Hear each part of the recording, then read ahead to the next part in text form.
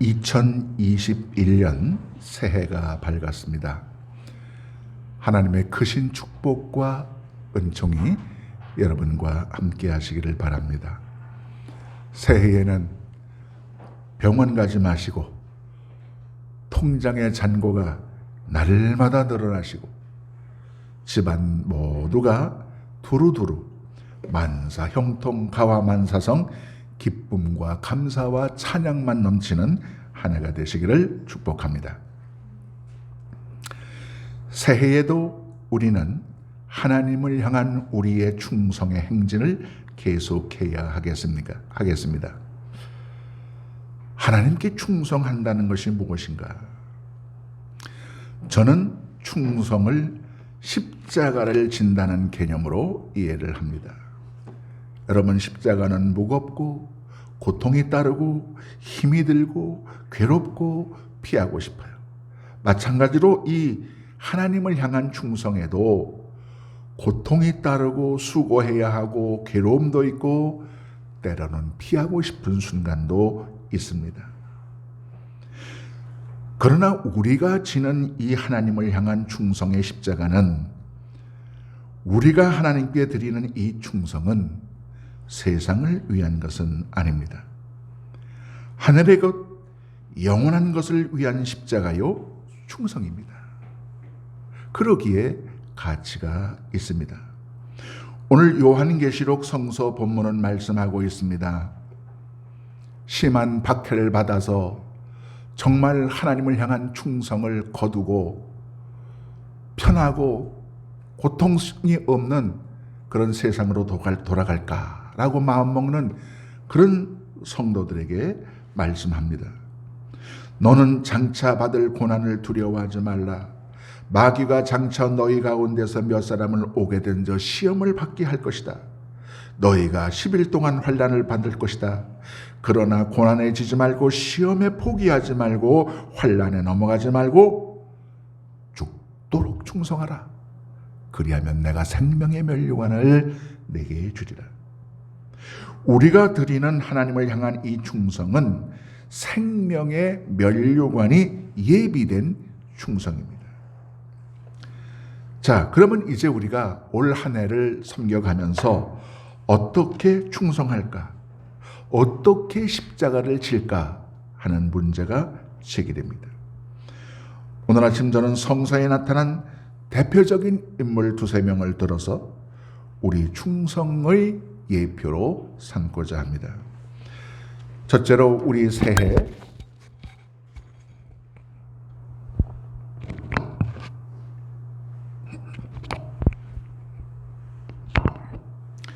사도 바울처럼 충성을 드리는 한 해가 되시기를 바랍니다. 여러분, 사도 바울은 고등교육을 받았습니다. 아주 수제교육을 받은 사람입니다. 훌륭한 가문 태상입니다. 베냐민 지파입니다. 3개 국어, 당시에 3개 국어에 능통했습니다. 바리새인의 입장에서 볼 때도 도무지 흠이 없는 완벽한 유대교 신앙인이었습니다. 그런 그가 회심하여 초대 기독교의 위대한 인물이었습니다. 어떤 신학자는 말씀합니다. 예수의 기독교냐 바울의 기독교냐, 기독교가 예수가 만든 것인가 아니면 바울의 신학적 작품인가, 그렇게 말할 정도로 우리 기독교 역사에 있어서 바울의 비중이 높다는 겁니다. 모두 기독교에 있어서 바울을 빼놓을 수 없는 위대한 인물입니다. 우리 기독교의 신학적 체계를 완성하는 사람입니다. 루터, 웨슬레, 칼바르트, 칼빈 모두 다 바울 안에 있는 사람들입니다. 그토록 위대한 기독교의 인물이 사도 바울입니다.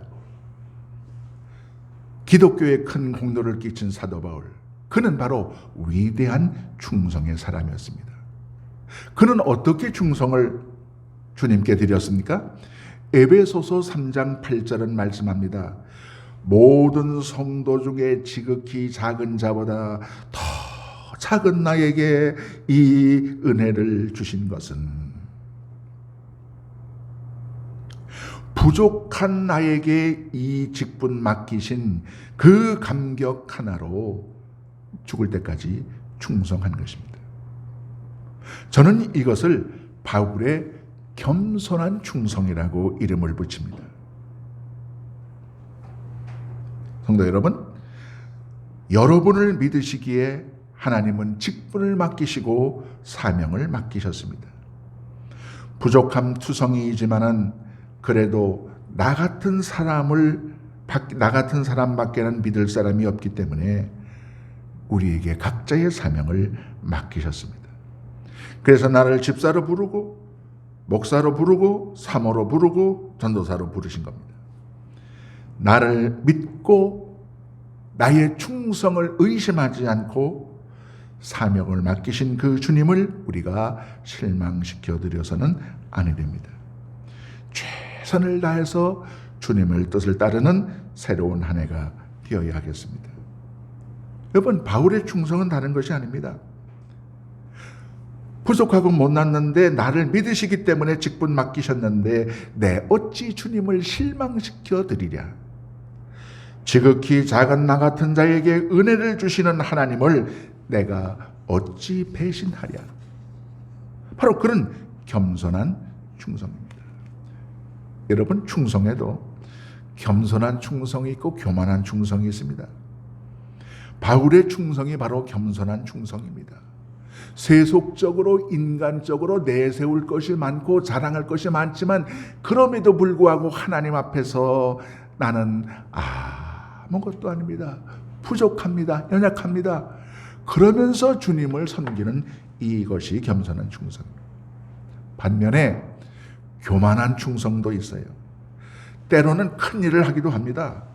헌금도 몇 천만 원 하기도 합니다. 그런데 꼭 자기를 드러냅니다.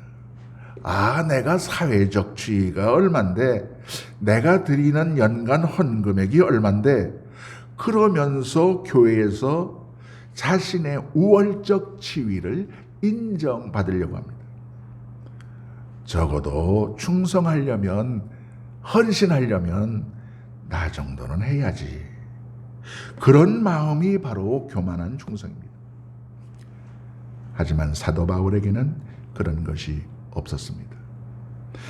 나 같은 죄인이, 나 같은 작은 자가 용서함 받아서 주 앞에 옳다함 얻어서 어린 양 예수의 그 피로 속죄함 얻었는데 내가 어찌 충성 드리지 않을 수 있습니까?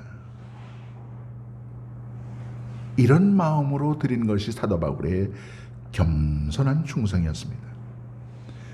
사도 바울의 이 충성의 마인드로 힘들어도 올 한 해를 다시 섬겨가는 우리 모두가 되시기를 축복합니다. 둘째로 베드로 같은 충성을 드리는 한 해가 되시기를 바랍니다. 요한복음 21장에 보면 부활하신 후 예수님께서 베드로를 찾아오시지요. 그리고 묻습니다. 베드로야, 네가 날 사랑하느냐? 네, 주님. 내 어린 양을 먹이라. 두 번째 질문합니다. 요한의 아들 시몬아, 내가 나를 사랑하느냐? 네, 주님. 그렇고 말고요. 그렇다면 내 어린 양을 먹이라.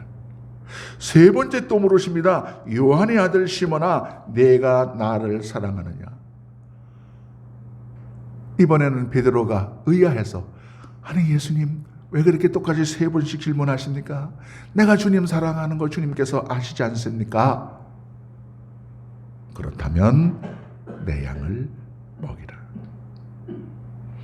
왜 예수님이 내게 세 번씩 내 양을 먹이라고 부탁하실까? 그런 생각을 하면서 베드로가 자기 자신을 살펴봅니다. 그런데 그때 자기 자신을 보니까 부끄러운 자기의 모습이 얼마나 드러나는지 몰라요. 결코 주님을 배신하지 않는다고 앞장서서 얘기했는데 주께 영생의 말씀이 계심에 내가 너게로 가오리까 주는 그리스도시요 살아계신 하나님의 아들입니다. 큰 소리 땅땅 쳤는데 결과적으로 목숨이 들어올 때 3번씩 예수를 부인했죠. 십자가 주님께서 십자가 지신다고 하니까 그 화가 자기에도 치밀까봐, 자기에게도 미칠까봐 멀찍이 따라가다가 도망갔지요.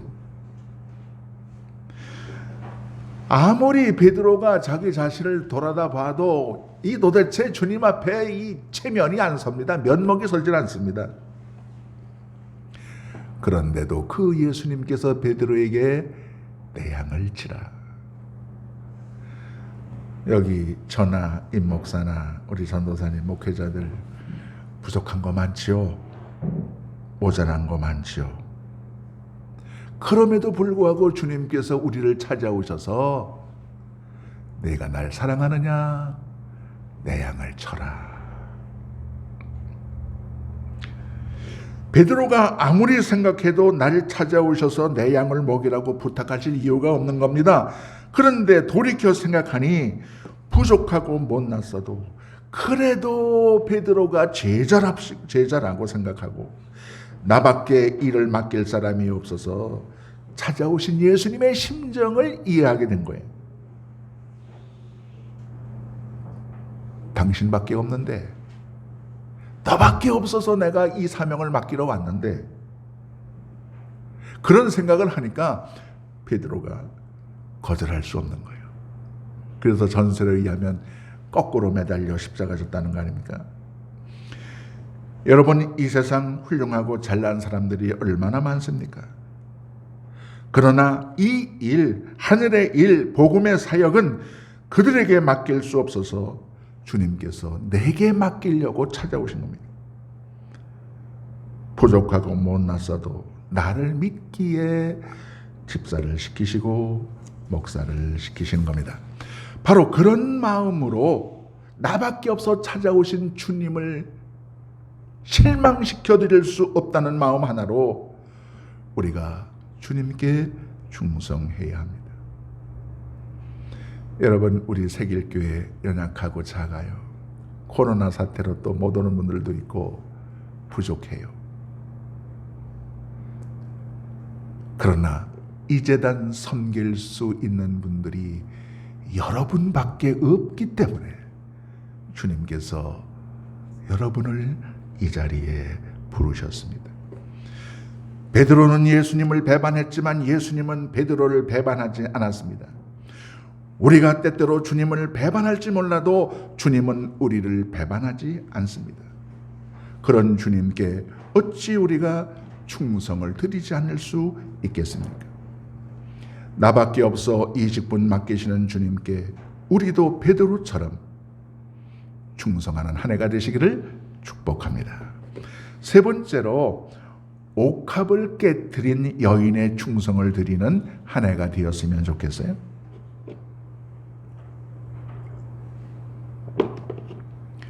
누가복음 7장 37절 38절에요. 그 동네에 죄인인 한 여자가 있어 예수께서 바리새인의 집에 앉으셨음을 알고 향유를 담은 옥합을 가지고 와서 예수의 뒤로 그 발 곁에 서며 울며 눈물로 그 발을 적시고 자기 머리털로 씻고 그 발 위에 입을 맞추고 향유를 부었다 그랬습니다. 여기에 하나님을 향한 충성의 방법론이 전부 다 드러나고 있어요. 예수님 뒤에 섰다 그랬습니다. 앞에 나서지 않는 충성입니다. 진짜 충성은 앞에 나서지 않고 뒤에서 숨어서 드리는 충성이에요. 누가 몰라줘도 주님 아시겠지 하고 드리는 충성이에요. 그런 거면 그 발 곁에 섰다고 그랬습니다. 발이라고 하는 것은 가장 낮은 곳입니다. 충성은, 진짜 충성은 가장 낮은 자리에서 드린 겁니다. 제가 간증했죠. 왜 나같이 못난 사람 하나님 목사 만드셨을까? 중학교 2학년 때 담임 목사님 재래식 화장실 인분 퍼내는 거 그거 보고서 목사 만들지 않으셨을까? 제가 간증했어요. 그런가 하면 울며 눈물로 발을 적셨다고 그랬습니다. 충성은 말로 하는 것이 아닙니다. 말 없이 눈물로 드리는 것이 충성입니다. 그런가 하면 자기 머리털로 예수님의 발을 씻었어요. 충성은 남을 시켜 충성하는 것이 아닙니다. 내 손, 내 몸, 내 시간, 내 물질 들여서 충성하는 겁니다. 근데 이 여인이 주님 앞에 그 옥합의 향유를 붓기 전에 발에다가 입을 맞췄어요. 발은 신체 중에서 가장 불결한 곳입니다. 입은 신체 중에서 가장 청결한 곳입니다. 여러분, 발은 씻기라고 남한테 내주지만 입을 씻기라고 내주는 적은 없습니다. 발에 입을 맞추었다는 것은 내가 아무리 깨끗하다고 해도 당신의 더러움만도 못합니다. 신앙 고백이에요, 이게 지금. 내 가장 고귀한 것으로 당신의 가장 연약한 것을 받들어도 그래도 나는 부족합니다. 신앙 고백입니다. 그런가 하면 향유를 부었어요. 가장 귀한 것을 들여서 충성했어요. 향유는 그 여인에게 있어서 전 재산입니다. 향유는 그 여인이 직업을 유지하는 필수품입니다. 그것을 드렸습니다. 자기 희생의 상징입니다. 주를 위해서는 내 모든 것을 희생해도 좋다. 이 마음으로 충성하고 헌신하고 향유를 부은 것이 바로 옥합을 깨뜨린 여인입니다.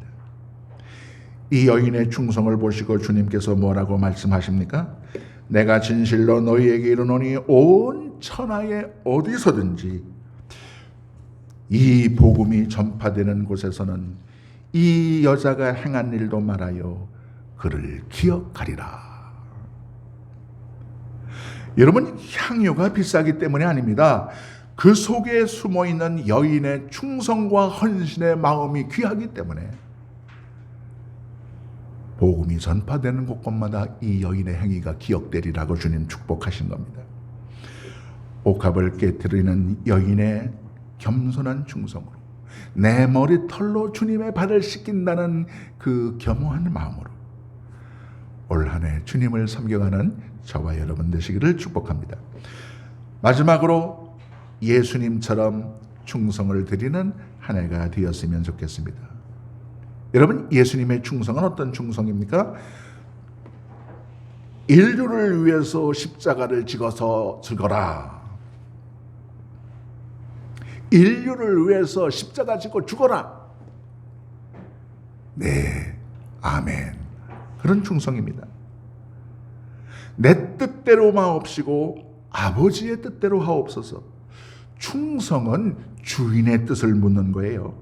내 뜻이 아무리 합리적이고 논리적이고 좋아도 완벽해도 주인의 뜻을 묻고 따르는 것, 그것이 충성입니다. 십자가 위에서 생명을 주님께서 바쳤어요. 목숨을 바칠 때 충성은 완성됩니다. 아버지 하나님께 충성하기 위하여 예수님은 생명을 바치는 그 충성을 드렸습니다. 옛날 그 이중표 목사님 설교집을 읽다가 제가 은혜 받은 그런 이야기가 있어요. 1973년도 승리의 생활이라고 하는 잡지 12월호에 이런 이야기가 실렸다고 해요. 6.25 전쟁이 한창이던 1952년 어느 추운 겨울 크리스마스 날 밤에 한 여인이 임신을 해서 만삭이 되었어요. 근데 너무너무 가난하고 전쟁통에 힘들고 어려우니까 먹을 것이 없어요. 교회 다니는 어떤 이웃집 아주머니가 얘기를 하는데, 저기 고개 넘어 선교사님 사택이 있는데 거기 가면 혹시 뭐 쌀이나 빵이나 좀 얻을 수 있을지도 모른다. 거길 한번 가보라고 일러주었어요. 그래서 오늘날 하는 그런 만삭이 된 몸으로 선교사님 댁에 가서 뭐라도 음식이라도 조금 먹어서 기운 내서 아이를 출산할까 하고 눈 내리는 밤에 저녁에 고개를 넘어가기 시작합니다. 눈보라가 칩니다. 눈이 갑자기 많이 와서 고개를 넘어가는데 눈 속에 발이 푹푹 빠집니다. 만삭이 된 몸으로 어떻게 하든지 먹고 살기 위해서 선교사님 사택을 찾아갑니다. 남편은 뭘 했는지 모르겠어요. 아마 술주정뱅이였나 봐요. 그런데 고개를 넘어가다가 너무 애를 쓰고 힘을 써서 그만 선교사 사택까지 도착하지 못하고 눈보라가 치는 고갯길에서 아기를 낳고 말았어요.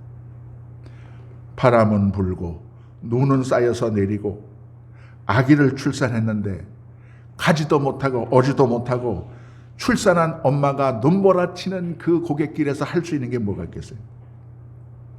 더군다나 밤이라 인적이 드문 그런 시간입니다. 생각하다 못해서 이 엄마가 아기를 길에다가 놔놓고 자기가 입었던 치마, 저고리, 속옷 모두 벗어서 아기를 덮어 감싸 주었습니다. 그리고 자기는 발가벗은 맨몸으로 그 아기를 이렇게 엎드려서 웅크려 가지고 바람을 막아 주었습니다. 차가운 바람 속에 몸은 굳어갑니다. 아기를 낳고 먹지도 못하고 먼 길을 걷고 기진맥진해서 피를 쏟고 아기에게 옷을 다 벗어서 덮어준 그 엄마가 살아난다고 하는 것은 기적이죠. 그 이튿날입니다. 선교사 내외가 찝차를 타고 이제 어떤 목회지를 방문하기 위해서 신방을 하기 위해서 길을 가는데 하필 그 지점에서 차가 뭐가 시동이 꺼져서 고장이 났어요. 멈췄어요. 근데 가만히 길 옆에서 애기 우는 소리가 들리는 거예요. 바라보니까 저 몇 미터 앞에 수북히 눈이 쌓인 곳이 있어요. 가만히 들어보니까 그 눈구덩이 속에서 응애응애 하는 애기 소리가 들리는 거예요. 가서 눈을 헤쳐보니까 발가벗은 엄마가 어린 아기를 끌어안고 쌓아안고 있어요. 그 밑에서 갓난아기가 손을 만지작거리면서 엄마의 차가운 젖을 빨고 울고 있었던 거예요. 눈을 헤치고 보니까 이미 엄마는 죽어 있었어요. 선교사 내외가 너무나 불쌍하고 안타까워서 그 아이를 데려다가 12년간 길렀어요. 12살이 되던 해에 그 아이를 불러놓고 내가 어떻게 해서 우리 집에 오게 되었는지 그 자초지종을 12살짜리 어린 소년에게 자세하게 이야기를 해줬어요. 소년이 말없이 눈물을 흘리며 듣고 있더니 선교사에게 부탁합니다. 선교사님, 우리 엄마가 계신 무덤으로 저를 좀 안내해 주십시오. 그래서 선교사가 그 아이를 데리고 어머니의 무덤으로 갔대요. 아마 그때처럼 그날처럼 눈 내리고 길은 미끄럽고 날씨는 얼어붙고 찬바람이 부는 그런 추운 겨울날이었던 것 같아요. 어머니 무덤 앞에 가더니 이 12살 먹은 꼬마가 갑자기 옷을 다 벗어 제끼는 거예요. 속옷까지 다 벗고 알몸이 되는 거예요. 그리고 눈 내린 산소 앞에 엎드립니다. 그러면서 엄마에게 무덤 앞에서 그런 소리를 하는 거예요. 엄마, 그날 밤 엄마가 나를 낳을 때도 이만큼 추웠어? 아니, 이보다 더 추웠겠지.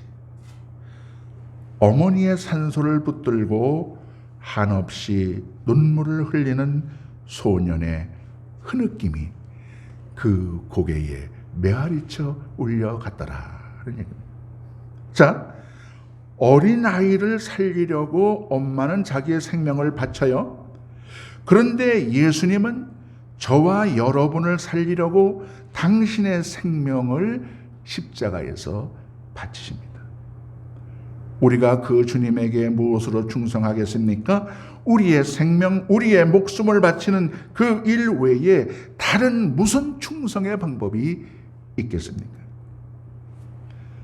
생명을 바치려고 작정하면 물질도 아깝지 않습니다. 시간도 귀하지 않습니다.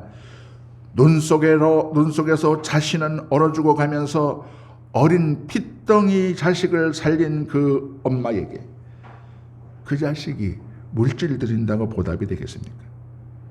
우리를 위해서 십자가 지시고 피 흘려 돌아가 죽으신 예수 그리스도, 나 같은 죄인 살리기 위해서 생명 주신 예수 그리스도, 내 대신 죽어주신 예수 그리스도, 무엇을 바쳐서 충성할 수 있습니까? 우리의 생명입니다. 늘 울어도 눈물로써 못 갚을 줄 알아 몸밖에 드릴 것 없어 이 몸 바칩니다. 몸 바쳐 생명 바쳐 충성하는 새해가 되어야 하겠습니다.